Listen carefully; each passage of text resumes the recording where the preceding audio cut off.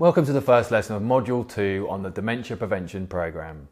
In the last module, we unpacked why dementia is not an inevitable part of getting older, the early warning signs that someone may be experiencing dementia, the most common types of dementia, how dementia changes the brain, and the 4 different biological routes to developing this disorder. In this module, we're going to consider the different risks that exist for developing dementia, how you can reduce those risks by making changes to your life, and then we're going to measure your risk and the factors increasing your risk for developing dementia. We're going to start by considering the chances that you could inherit dementia from your family and how you can influence your genetic risk. So when we're born, our bodies come preloaded with a set of DNA, and this genetic blueprint is a product of our family's biological history. Most people have heard that Alzheimer's disease and other forms of dementia are inherited diseases, and because of this, they assume that they can't be prevented or influenced. This is a false belief. Genes do play a role in the disease processes that cause Alzheimer's disease and other forms of dementia, but they are far from the only determinant.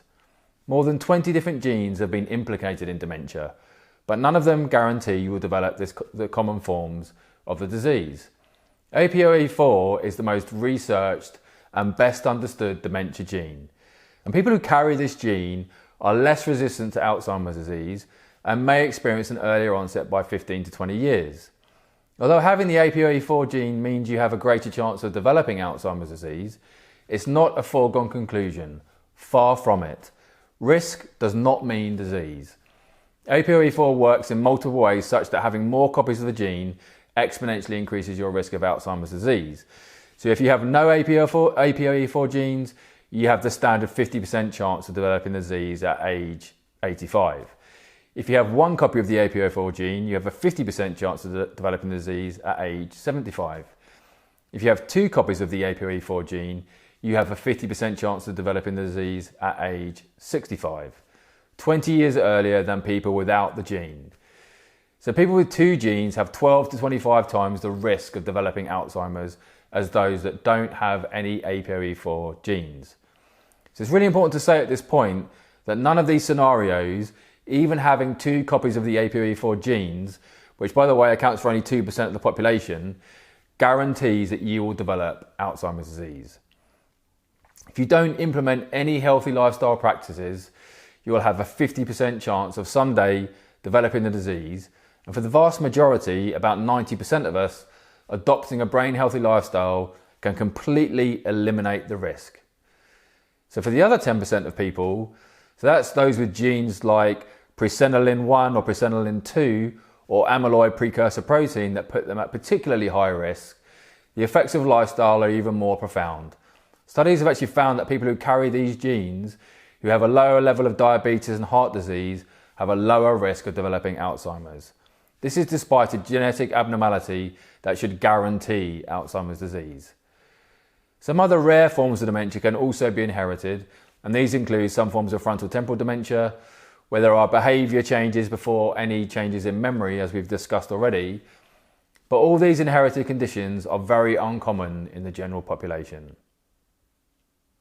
So we don't get to choose the genes we inherit, we do have control over how these genes are expressed. And the way you live your life can actually change your genetic makeup. So rather than having a set of genetic blueprints, our genes can be switched on or off at different stages of our life. And this relatively new scientific field of epigenetics is showing that although our genes themselves are fixed, genetic expression is not. It is flexible and it's heavily influenced by our environment and the lifestyle choices we make.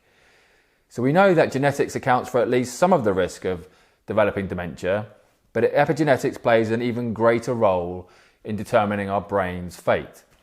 And research has shown that our genetic blueprint actually changes over time when exposed to harmful environmental triggers like poor nutrition, a sedentary lifestyle, pollution, chronic mental and physical stress.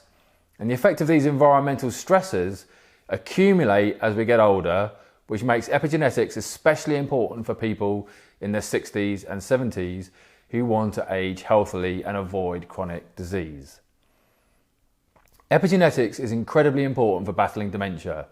You can combat the brain disease that causes dementia by reducing the environmental factors that put you at most risk. Sugary and processed foods, pollutants and heavy metals, lack of exercise and stress, to name but a few. And decreasing the amount of sugar in your diet, for example, stops the epigenetic process responsible for high inflammation and oxidative stress, both of which, as we've already discussed, damage brain cells and lead to mental decline and dementia. So physical exercise boosts gene expression that encourages new brain cells and connections to grow as well.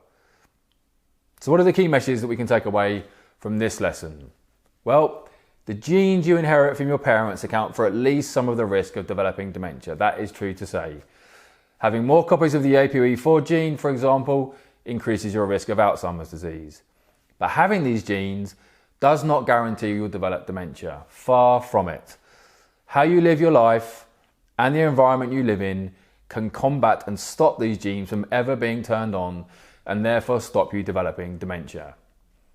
Epigenetics sharpens the tools that we're going to use in your dementia prevention toolkit to change your lifestyle and environment to nurture your brain and protect it from the diseases that cause dementia. So in the next lesson, we're going to consider the lifestyle and health factors that can change the expression of the genes we've talked about, contribute to the health of your brain, and ultimately determine your risk for developing dementia. So I'll look forward to seeing you there.